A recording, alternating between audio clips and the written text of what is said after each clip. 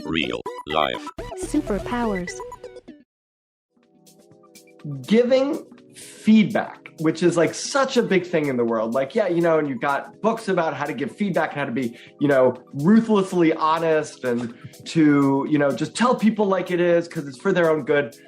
It's actually not. It often backfires because there is a huge difference between telling someone what's happening and what you like and what you don't like and what their problems are, and actually helping them get better.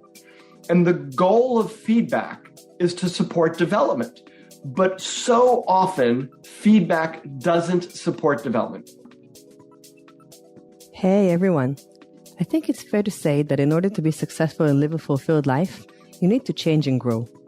Which makes today's episode a valuable listen to anybody who wants to do just that and to make more impact on the people around them. In the episode, we speak with Peter Bregman and Howie Jacobson, authors of You Can Change Other People, the 4 steps to help your colleagues, employees, even family up their game. Peter is the #1 executive coach in the world, best-selling author of 5 books, and host of Bregman Leadership Podcast, a top 10 business podcast with over 1.5 million downloads. He coaches C-level executives in many of the world's premier organizations. His work appears frequently in the Harvard Business Review, Business Week, Fast Company, Psychology Today, Forbes, CNN, and NPR. He's created and leads the #1 leadership development program in the world, the Bregman Leadership Intensive. He's given 4 TEDx talks, regularly delivers keynotes. The list goes on. Howie is an executive coach to leaders ranging from startup founders to Fortune 100 executives. He's director of coaching at Bregman Partners and head coach at the Healthy Minds Initiative. He's also the host of the Plant Yourself podcast and author of 4 more books. His writings have also appeared in Fast Company and Harvard Business Review. There's so much to be learned from these accomplished gentlemen. Check out the episode. I think it's not an exaggeration to say it'll probably inspire you to be better. Real life Superpowers.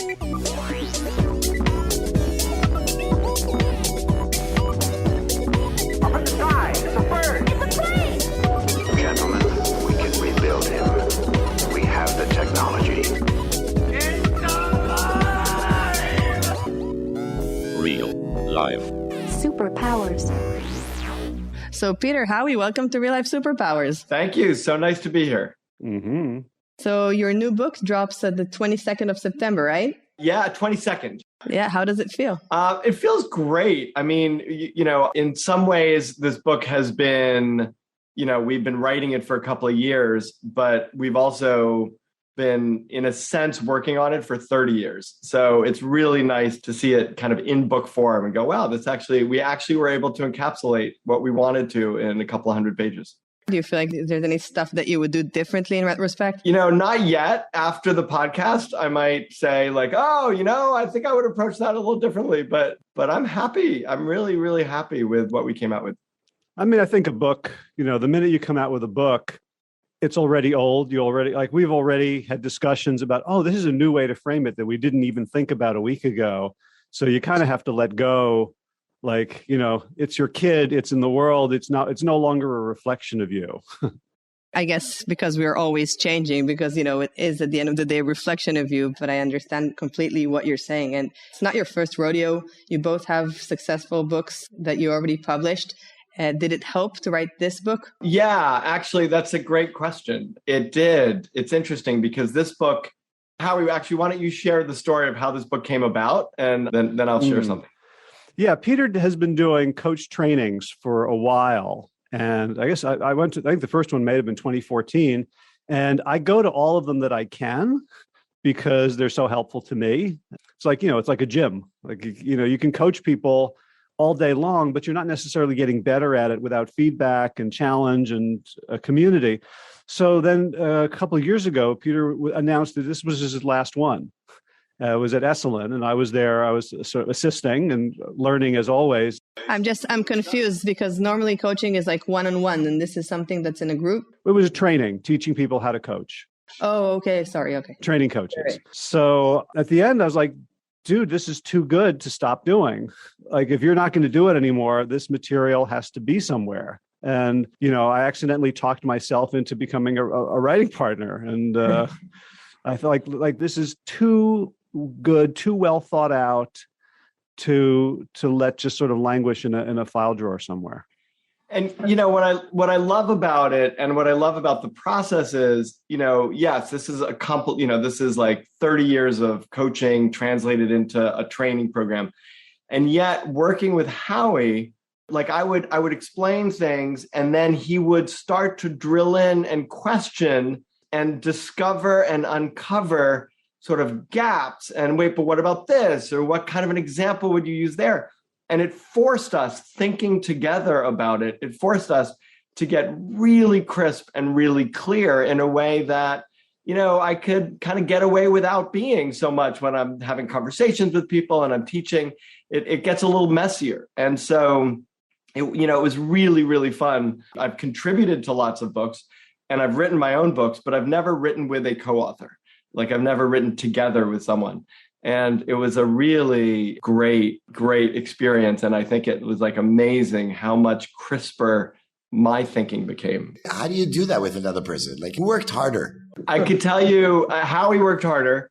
And I could tell you how it worked a lot, which is that I don't think as well when I'm sitting at a desk at a computer. And it was COVID. We wrote this during COVID. And I was in the Catskills. I was upstate New York. And I'm usually in New York City. So we would start a conversation, and then I would say, hey, Howie, do you mind if I go for a walk in the woods and we continue this conversation while I'm walking in the woods? And he would say, I wish I could too, but you go. And he was very generous about that. And so I would take a hike up a mountain for a couple of hours, and we would talk through things. And then, he would put a bunch of stuff on paper, and then we would, kind of fine tune it and play with it. But it was, for me, it was it was the most pleasurable book I've ever written, because I think Howie did so much of the heavy lifting. Thank you, Howie. And I did a lot of walking. Well, you also did a lot of the heavy lifting in the 30 years before the 28 years before we started. Okay, fair enough. Writing, so. No man is an island. Yeah. I really feel that. There's something really beautiful about it, because it's like the joint knowledge that was able to synthesize what you already were doing into something very accurate or clear. Yeah, it was a real pleasure to realize when we didn't know something, because we couldn't, I know this, but I can't exactly put it in words, or we put it in words and there's gaps. So it really was, going like Peter's been doing coaching, but there were elements of what he was doing that frankly, neither of us really understood fully until we said, well, is this the framework? No, not exactly. Not always. Like what's the DNA of it? And I think we've got it, because we've been now explicitly using this new methodology, and it seems to work just as well or better than what we thought the old stuff was. Did you try it on yourselves? Oh, all the time. All the time. I keep wanting Howie to coach me on stuff.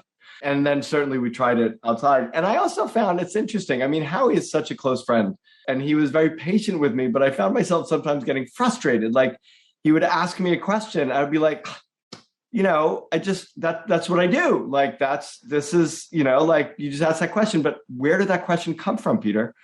I don't know. It was just like the right question. I don't know where it came from.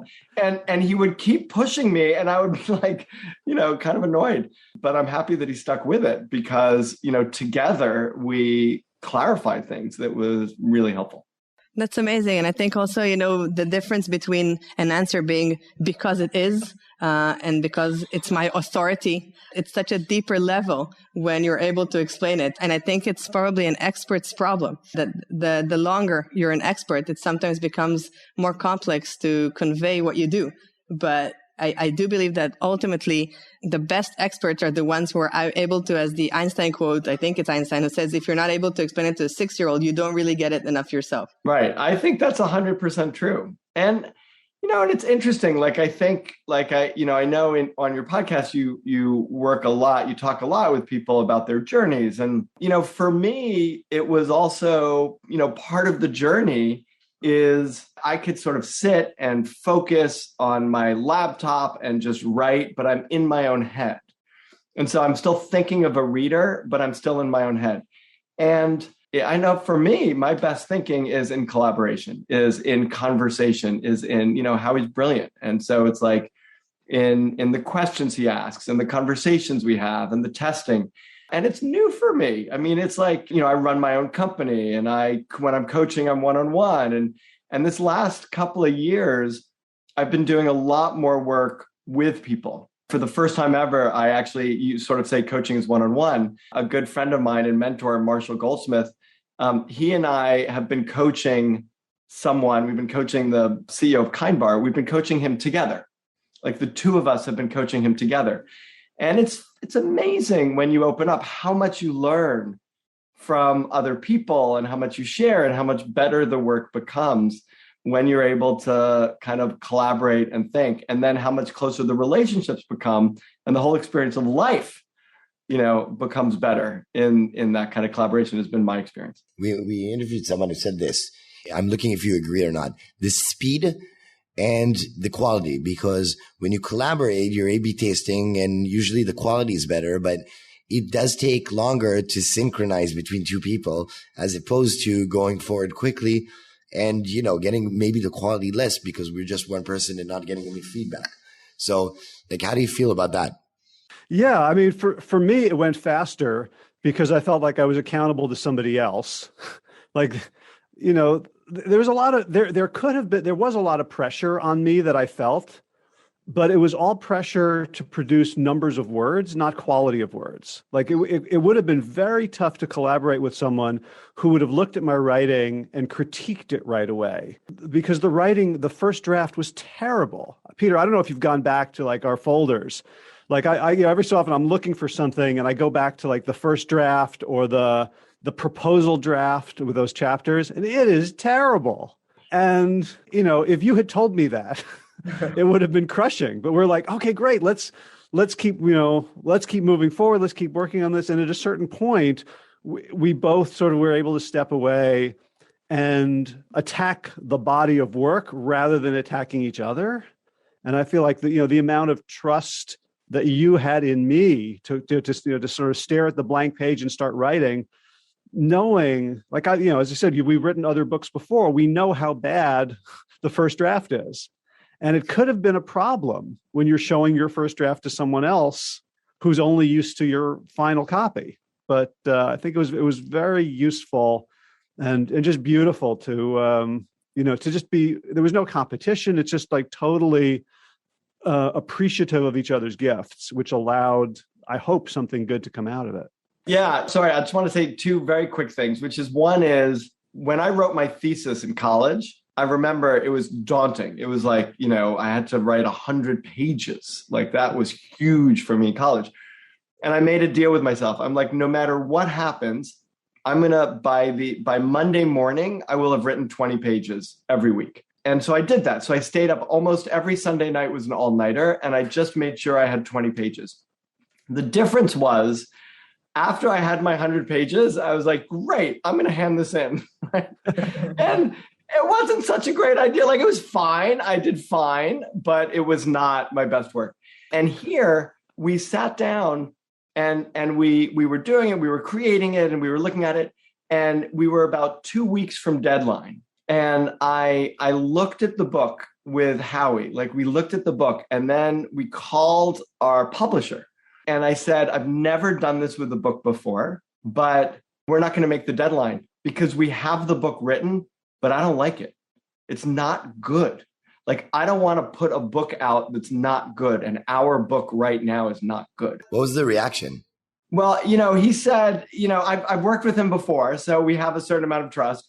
And I also said, look, we'll give it to you. Look at it. And you decide if it's good or not. But I'm telling you, it's like not good. And he was like, okay, I could buy, as long as he negotiated. He was like, as long as you get it in by this date, and as long as you're willing to review the copyrighted pages in a week instead of 2 weeks, as long as like, I could buy you some time up front, as long as you give me back some time on the back end. And I said, fine. And literally, in the 3 or 4 weeks that we had left for the book, we literally cut the book in half. We literally took out 50% of the words. and then gave it back. And our agent and our publisher and everybody was like, wow, so happy we did this. Like, you just made this a good book. Just because it wasn't a good book before, and by cutting half the words out, and we just made it crisp and clear and simple. And there's a famous quote by Mark Twain that he said, "I would have written a shorter letter, but I didn't have enough time." Exactly. I love that quote. It's totally true. And maybe the difference between your thesis and this is that, I don't know how passionate you were about your thesis, but I'm gonna bet that you were probably more passionate about this book than about your thesis. Are you allowed to be passionate about theses at all? Isn't there a legal law about that? That's a very good question. I was burnt out when it came to my thesis. I mean, I wrote my thesis about the Holocaust. I wrote my thesis about popular response to anti-Jewish legislation in Lyon during World War II.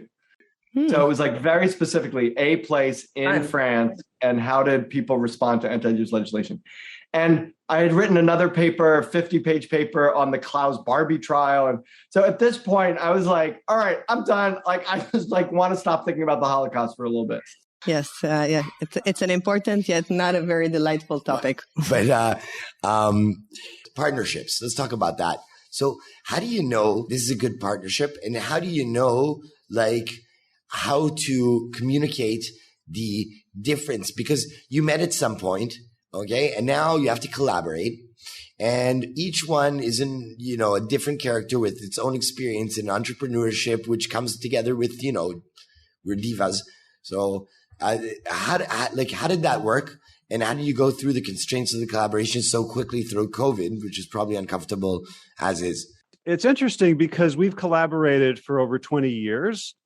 And the collaboration has gotten much better. And I can, for myself, I've become a much better collaborator, partly through we've had rough patches where, like, I was, you brought me in for something and you didn't really like the way I did it. Or, that I was bringing a different kind of energy to it, or I was focused too much on what I was getting out of it rather than what I was giving. Like, we've had some hard conversations. And what has helped me partly is just getting that feedback, because nobody gives me negative feedback, in a work setting. People either, like, why would they? They would either just not hire me again, or they like me. If they like me, like, why stir up that possible hornet's nest and give somebody, constructive feedback? So I almost never get it at work. At home, I get it, not, but Peter was willing to have those hard conversations, to say them in a way that, that's his thing, is like, helping people develop. So it was nice to be given honest feedback by someone who was really interested in development. And Peter was also very upfront and willing to take responsibility for his parts. So it wasn't like love at first sight in terms of collaboration. It was, very much like any kind of working relationship where you get stronger through the challenges. And do you feel like you were able to apply your method within the communication between the two of you? So, for example, Peter, if you felt like you wanted Howie to change something, then would you try to make him an ally in everything that we would love for you to tell us exactly how you tackle? Is that something that happens? Yeah. So two things. One is I love Howie. And so it's painful when we have challenges in the relationship, but I never doubt his good intentions. Like, I never for a moment, like, sometimes it didn't work, but never for a moment did I doubt who he is as a human being. Like, that was always really, really solid. And to your question, it's a really, really good question. And I want to take something Howie said and talk about the methodology in relation to it, because giving feedback, which is like such a big thing in the world. Like, yeah, and you've got books about how to give feedback and how to be, ruthlessly honest and to, just tell people like it is because it's for their own good. It's actually not. It often backfires because there is a huge difference between telling someone what's happening and what you like and what you don't like and what their problems are, and actually helping them get better. And the goal of feedback is to support development. But so often, feedback doesn't support development. Feedback is an unloading, and I feel great after I've given feedback, and he feels terrible after I've given feedback. And I'm like, wow, I've been like, super honest. I'm good. And the person's struggling. And then we don't talk to each other for a couple of weeks because it's hard to see each other. And then you start to spiral and you get worse because you're like, now I'm under the microscope. And feedback in unskilled hands is, and without a process of development around it, is actually incredibly harmful in many ways. It actually both hurts the relationship and hurts performance. And so the question we always have to ask is, for the sake of what? I'm giving feedback for the sake of what? So they know the truth? Who cares? Like, what's more important is, can they get better? Can they up their game? Can they develop who they are as a person, as a colleague, as a collaborator, and by the way, I wasn't always skilled at this. I gave people feedback and felt like, wow, that was very courageous of me to give them feedback. I feel good about myself. But did they get better? Not if I didn't follow it with a process. So to sort of really say, okay, now I'm an ally. I'm not a critic. Feedback is 90% of the time shows up as a critic. So I'm an ally. I want what's best for the other person. I want what's best for our work together. And so then the question is, how do I help them get better at what it is, or how do I help us get better? And that's much more than feedback. That's a reliable process that helps someone get from point A to point B. And that's what the book is about. The book is sort of saying the cathartic impact of feedback often doesn't get to where you want to go, but you can really help people change. You absolutely can. You just have to do it a little differently. The feedback that you're saying about the unloading, I'm sorry, I'm not an expert at this. So it's a perspective of someone that's getting the feedback that feels that you're unloading, because you are unloading, but that's also good for you. So if I feel that you are unloading a feedback that's doing good for you, and I feel that I want you to feel better as well, it's a mutual trust value, isn't it? Yeah, the trust in the relationship is huge because, listen, there was never a point where Peter gave me feedback or wanted to help me develop where I wasn't aware that I was screwing up in some way. Mm-hmm. Right? It wasn't like I was blissfully ignorant and I thought, oh, I just did a fantastic job here. Maybe there was like one time that was extra hard. But typically it's like, yeah, I'm struggling. So I'm already in a kind of neurological fight or flight mode. I'm already defensive. And a lot of us have that just from childhood trauma, from culture, from growing up. I think anyone who's a child of someone who went through the Holocaust has epigenetic sort of watching out for where the world is unsafe, right? So not only do we have to develop trust within our relationship, we may have to sort of excavate a lot of sort of existential fear and shame and worry in the other person. So not just to go to be sort of a zero, but to create a relationship and an environment in which we are actively making the person feel safer than they naturally feel. And so to be able to give somebody guidance or help them develop within that feeling, like I'm safer listening to Peter tell me, here's a thing you did that I don't think was so helpful, and here's how I think we could work on it. Like really feeling held, which allows me to take risks, which allows me to putting words on paper is a risk. Like the blank page is very safe. Like having Peter model that, learning it for myself, and then starting to use that in the world, I think has made me a much better partner, parent, neighbor, friend, helper as well, which has been just a great joy. So how did you become what you become, and why? I'll tell you a couple of things. One is how we first met. Is I met Howie, and we had in the town that we both went to college, and we weren't in college at the time. We were in Princeton, but we were in, we had both graduated for a while. And Howie was a teacher, and I was running a company, and my coaching company.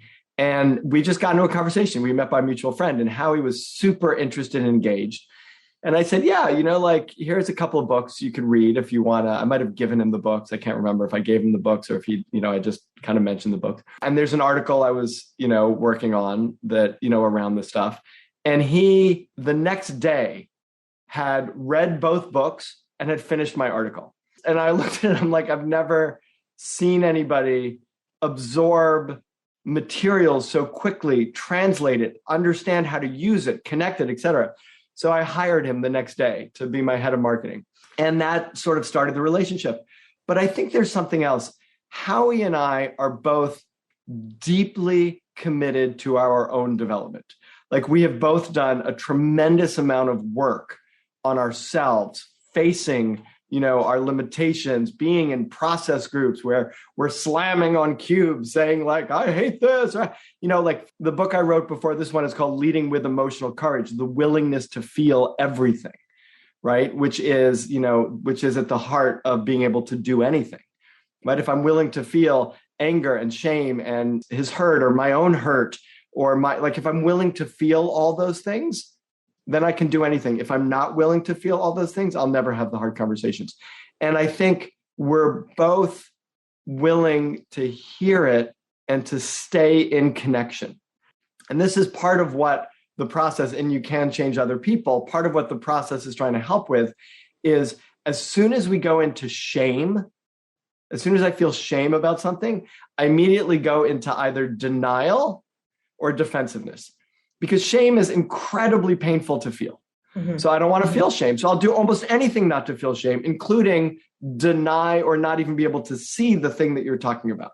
And I think that, Howie has tremendous courage. I think I also have a lot of courage in this desire to say, if there's something here, I'm not going to lose relationship with you. I'm going to stay in relationship with you no matter what's going on, and we will figure this out. I trust you enough as a person that Howie may not like me at a certain point, or I may not like him, but we're going to stay in relationship around it.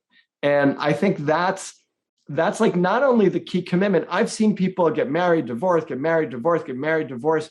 And I'm thinking, like, I'm no judgment around that. That's like, marriage is super hard and no judgment. But when I see it repeatedly around the same issues, I'm thinking they're not staying in it long enough to work through those issues. Right. And again, I hope no one's taking this as like judgment against, decisions you make. And because it's okay. We're both not divorced yet. Yeah. It's okay. So no. But I'm just saying, it's the challenge is to stay in the relationship when it gets hard and work through it in relationship allows you to grow. It makes so much sense. I'm sort of intuitive here, but I'm remembering, and this is circling back to feedback more directly. I'm remembering a friend's brother about 2 decades ago made a relocation from Israel to Seattle to Microsoft. And he was telling us that it took him a very long time to understand how feedback was given, because he was handing in work and the feedback that he got, and that's going to sound very familiar, is great job. And then there was a but with a list. And he read that. And he thought, high five, I'm rocking it. Like, okay, they have a few comments and issues with my stuff, but they said it's a great job. And I think that's not rare. And I think maybe because of a cultural gap, he was taking it to an extreme. But at the end of the day, I think many leaders don't really know how to give feedback that will actually help change what they need their team members to do, whether it's a small change or whether it's a big change that they need to really reflect and look into themselves.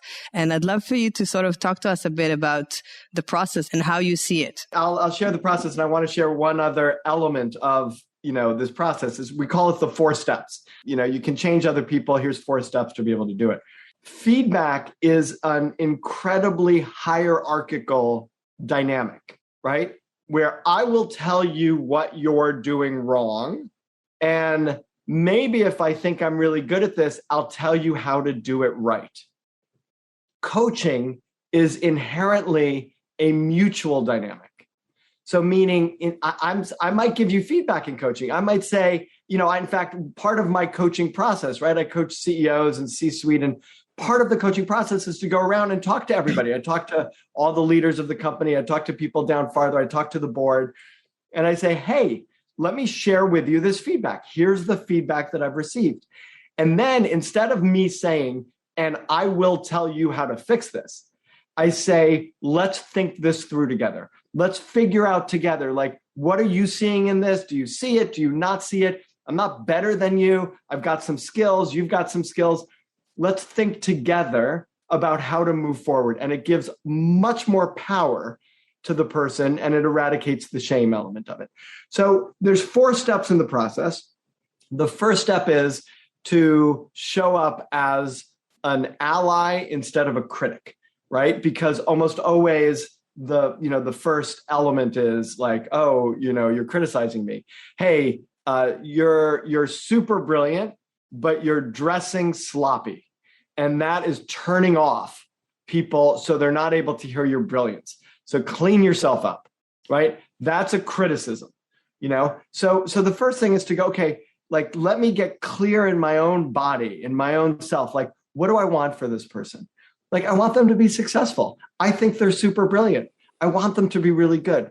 So like, it's coming from a good place. And then the second piece of it is like, what do I imagine is going on for them? Like, why are they dressing sloppy? And I don't know, we could explore it and find out, but I want to be clear that I'm not just painting them all dark. Like, I can understand, like, they're so focused on their ideas, they're just not paying attention to that piece, or they don't feel that piece is important, or there might have been something in their lives where, they felt like the superficiality was so rewarded and so cared about, and everybody missed what was inside, that he didn't want to think about that part at all. And so all of these things could be happening, but I still want to be able to share with him. So then I'm going to go to him and I'm going to say, hey, I've noticed this thing, right? I've noticed that you're losing people in sometimes not for the right reasons. And I know about your capability, and I'm wondering if you're willing to think this through with me. Like, can we think about this together? So that's the first step. And there's a formula in there, which is empathy, express confidence, and ask them permission to think it through with them. Like, so the controls he might say, no, I don't want to think it through, in which case I have to be okay. So that's the first step. It's being an ally and showing up as an ally and being willing to work together. Howie, you want to take the second step? Yeah. So the second step is to identify what we call an energizing outcome. So as coaches or as managers or as leaders, one of the things we're rewarded for is solving problems. So we love to find the problem and fix it, right? You get a lot of kudos for that. And so it's at that point, the person says, oh, sure, help me. Says, okay, let's talk about the problem. And what that does is, again, we were talking about the fight or flight or people being defensive.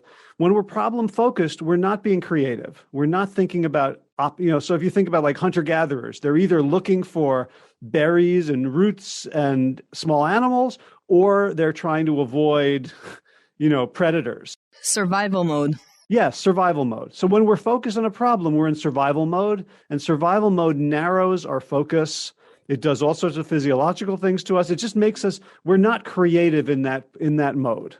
So by focusing on the outcome that they want, first of all, we now have a framework for what we're going for, and we're not going to get lost in distractions because everything's going to be, it's like a GPS. You set the destination. Now you go off track 50 yards and it tells you, hey, you're going off track. Do you want to recalculate? But what it also does is it creates this within them and within us, this mutual feeling of optimism of there's an opportunity to go for. And when our brain senses opportunity, it opens up. It starts seeing new possibilities. Dopamine. Yeah.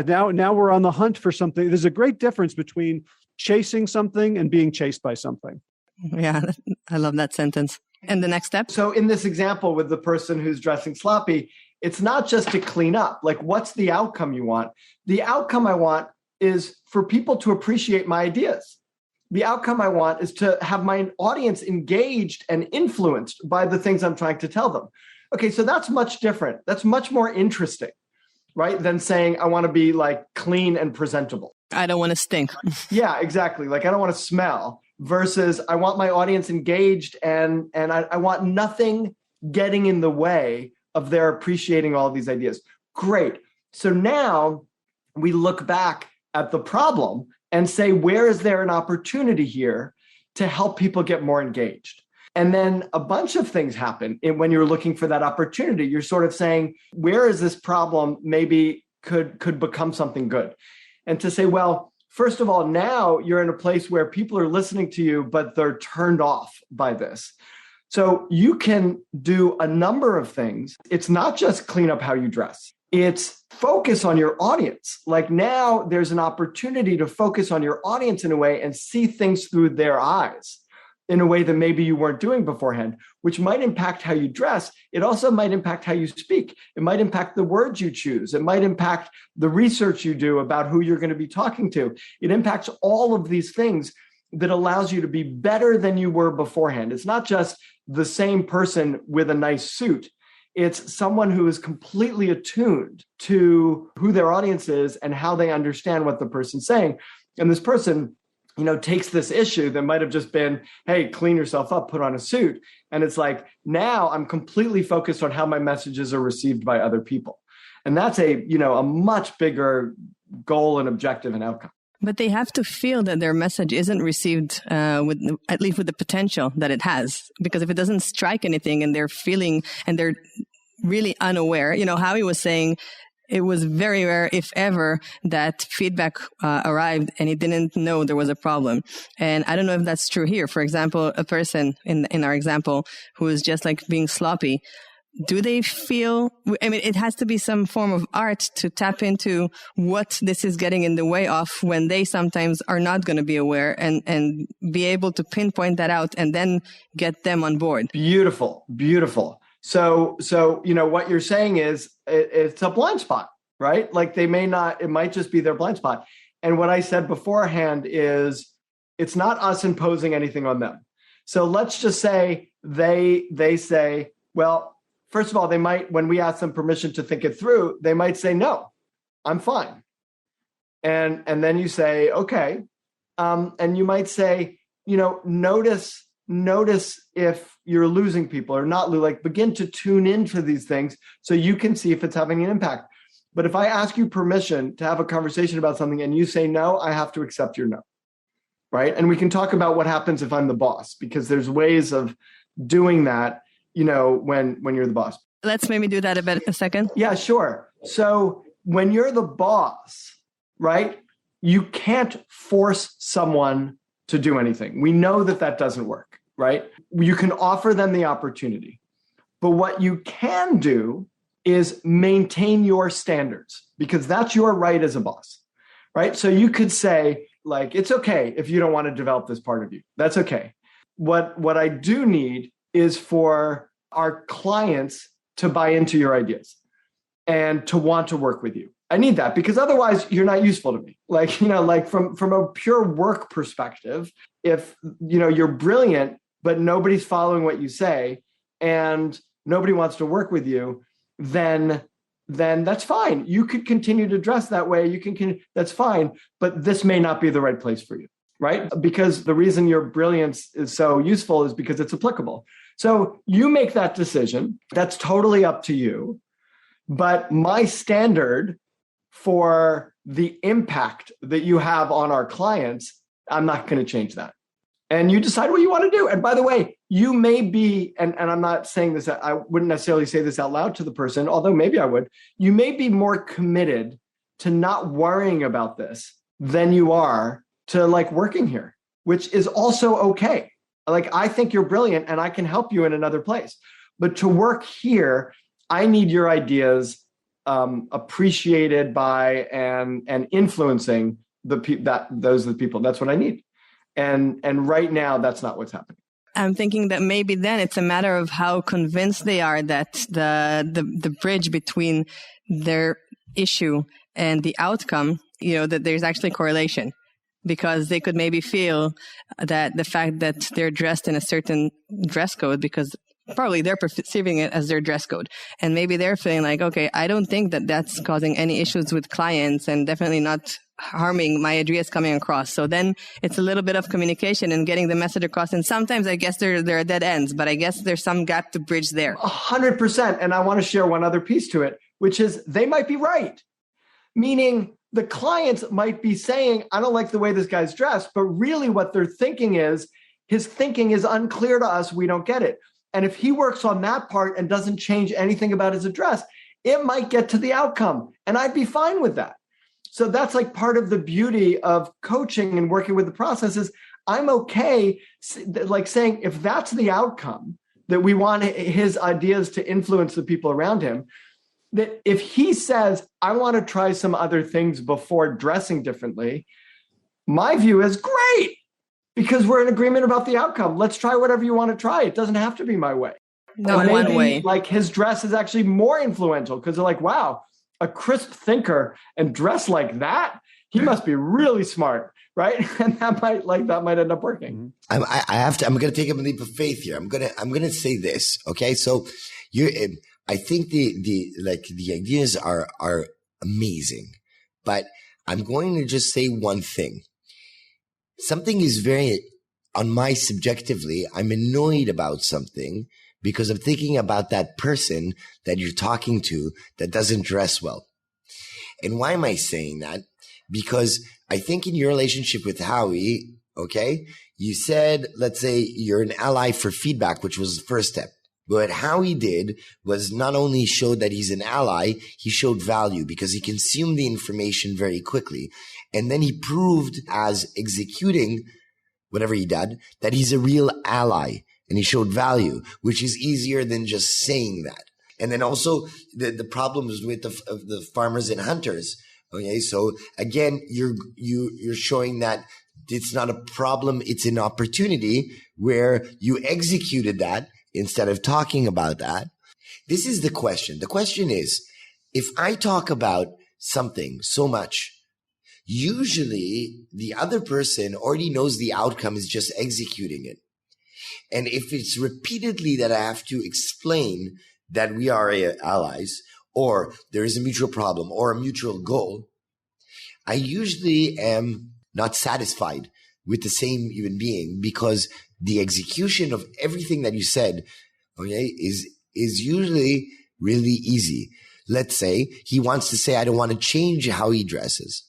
So he just does it once and says, I don't feel good with how I changed. And I feel that people have to listen to me, even though I dress this way. And maybe we can work on our ideas. And then you feel that you have a mutual goal. You feel you have a partner, you have an ally. So on that level, how much time do you give for that opportunity to be discussed and not just wait for a normal execution or a leap of faith? Like, there are definitely people with whom I have been in a relationship where it feels like I'm constantly trying to be on my best behavior because they're constantly not changing. Sort of like a parent with a child. Like, when are you gonna, right? And I think, partly there are those dynamics, and this process does not work with everyone. It's not magic. Partly there is, an issue of if things take time. And I want to say, like, our fourth step, which we haven't mentioned yet, is a plan. And the idea of a plan is not, here's the thing that's going to work, but we're both agreeing to try an experiment, to gain information, to learn something. But there's something about the way, when I've started applying this process overtly and intentionally over the last couple of years, that has really changed my baseline approach to people. Is I'm delighted by people. Like, I used to see people like very, very overweight in the supermarket with their cart full of sodas and, snack cakes, and I'd have a judgment. And now I look at them and I see, boy, I can imagine you crossing the finish line of a marathon. Boy, what a journey that would be. Or, there's a difference between somebody feeling like you're just being patient with them while they screw up again and again and again, versus, boy, I really appreciate who you are, what you do. I'm delighted by so many things about you. Like, human beings are change machines. Like, if we're not changing, it's because something's gotten stuck. And I think one of the ways we can help it get unstuck is not necessarily by pushing a process, but by being the kind of person that they can flower in the presence of. I love it. Like that woman with the sodas. Why? How does she believe you? Because you're on the point. Like the question was abstract, but it's exactly that. You believe in someone instead of you're just here to do your job. How do you let them believe that you believe in them? Well, one thing is just to know that it's possible. So one of the things that I've been working on the last 6 years is helping people lose weight, helping people become healthy. So I've seen people go from 400 pounds to under 200 pounds. I've seen people go from diseased and in pain to running 100-mile races. So I know it's possible. And partly it's a leap of faith. Partly it's saying, I believe in human beings, right? Like, Anne Frank, I believe in the sun even when it doesn't shine. Like this is a process that we teach in a book, but it's at a deeper level. I think it's also a practice. Like you don't get it once and you're done, but it's a practice. And Peter, I've talked about this a lot. Like it's very easy for both of us to go into critic mode and to argue with other people and blame them for not wanting to get vaccinated or not wearing masks or whatever. But whenever we take the time to really respect other people, get really curious about what their experience is, empathize, we always leave those conversations feeling good in our souls. Well, I love that. I love every time you talk, it makes me happy. Because there's so much depth. The one thing I want to add is that people don't resist change. They resist being changed. Right? You will change all the time, every day, just like Howie said. But if I try to change you, then you're going to resist it. It's loss of control. It's like, who are you, et cetera. So that dynamic gets created. So in that very first step of being an ally, which you talked about, this is really, really powerful to be able to go, hey, I've noticed this thing and I know you're capable. Do you want to talk about it? The key piece is people will change when they have ownership over it, when they are independently capable to do it, when they have emotional courage, right? And when they're resilient. So if I really recognize that, the best I could do is point something out and make an offer. And if they don't pick me up on their offer, it becomes much easier for me to let go. That's really, really important. So as the person who is wanting to make the change, I extend the offer. And if they don't take it, then I've done my thing. And in a sense, I'm going to, forgive myself for wanting them to be different and just be in relationship with them as they are to the extent that I can. And you're not going to criticize them inside? No, because it's, I say no, but I sometimes will, but it's, and then I also realize sometimes I will. And then I say to myself, like my own mantra is, it's like their choice. Like I'm going to be available to help them, but ultimately it's their choice. And I've stopped coaching people. I get paid a lot of money to coach people. And there are people where I've said, this isn't working because I want this more than you do. And that can't work. Like I can't want this more than you do. So, when you want it, when you really want it, then it's worth spending money on me. But otherwise, it's just a waste of time and money. And also, growing up with a Jewish mom, it's like, okay, you go out in the world, without a sweater and catch a cold. See if I care. Exactly. It'll be your problem. And then she takes the sweater with her so that when you need it, she can give it to you. Yes. That's the description of coaching. Yeah. Guys, I think we could speak to you for hours, but we want to be respectful of your time. So we're going to wrap up with asking each of you what your superpower is. I'm going to let Howie go first. Oh. Well, one of mine is soundtrack. Like, almost like in a movie, there's always sometimes there's a good song playing in the background. Mm-hmm. So I always have a song playing in the background of my head. And they're very often really good songs that are really help me sort of have the energy for a situation or just to understand it in a particular way. So I would say soundtrack. Wow, that's really creative. I love it. I'm sorry. I'm going to be disrespectful for a time for a second. Listen, when you say that means just to understand that the superpower is actually self-motivating yourself, okay, and getting into the perspective or the empathetic zone that you need to be in front of the other person. Is that what you mean? I never thought of it that way, but sure. Does that mean that you're putting the soundtrack that you need to be in the state of mind that you need to be in that ambiance? Yeah, I'd say sometimes I think it's a manifestation of my intuition about the situation I'm in. By the way, that actually means that your superpower is being empathetic, because that means are you changing the soundtrack to understand the other person? I don't choose it. It arises. So it's divinely inspired. Yeah. That's a good one. Yeah, Peter, good luck topping that one. Yeah, I don't really know what to say now. My superpower is choosing the songs that Howie listens to and his. Oh, I'm going to tell you, I hate to break it to you on the podcast, but I'm the source of the songs. I hope there's no payola involved. What's amazing about that is the speaker is the publisher. Exactly. I would say that probably my superpower, really two things came to mind. Like my superpower, which is totally outside of my control, is chamsa, my fortune, like my good fortune. Like I feel like I've been very, also coming from, the mother of a Holocaust survivor. I just feel like I've been born in the right place at the right time with the right mentors, with the right friends. Like I just have gotten very fortunate. And then I would say beyond that, it's learning. I have I love learning. I love it. It sounds like optimism, like optimistic, solving problems, evolving and thinking chamsa, meaning I'm in the right place and I have what I need and I'm going forward and looking at the good, playing the good songs. Yeah, playing the good songs. I'm the happy songs in your head. I don't know what the other songs are, but... When you say chamsa, at the end of the day, I don't buy into luck so much. I believe in the saying that luck is opportunity meeting readiness. Yeah. I think I think outlook has a lot to do with it, but I do feel like I've been pretty lucky. Chamsa. I don't want to jinx it in any way. I totally get that. So the book is going to be dropping and the episode is going to be live on October 1st. So people are already going to be able to buy it. Where can they find it? And is there anywhere else online that people can find you that you'd like to mention? If they go to bregmanpartners.com, BREGMAN partners, plural.com, they can find out everything about the book. And there's lots of other resources that we have on the website. And maybe also listen to your podcast. And yeah, sure. The podcast is up there also, but also listen to the podcast.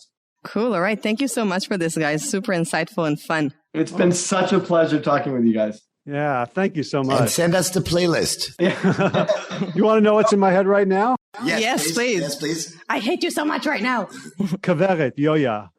Oh, wow. Much nicer than what I said. The Katy Perry, I hate you so much right now.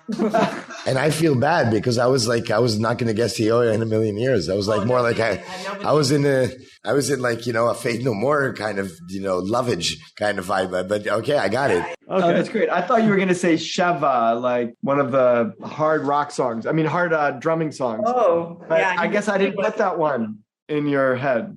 Yeah, now he will. By the way, I'm just going to give another thing about luck. So in Hebrew, mazal, you know the word, right? So it's made out of mem, which is makom, being there. Okay, zayin, zman, time. I thought Zion was something else. Oh no, you're fair enough. The other one. That's a difference. That's why I was in lovage, right? And zman and lasot, meaning doing. So if you're in the right place, right time, and doing, you will have luck. Oh, I love that. Yeah, I didn't know it either. Did you make it up now? I know I made it up years ago, and probably when I say that, probably someone said, and I don't remember him, and I'm not giving credit, but it stuck with me. So I like it. Thank you so much. Thanks. Bye, guys. Bye. Real life. Superpowers.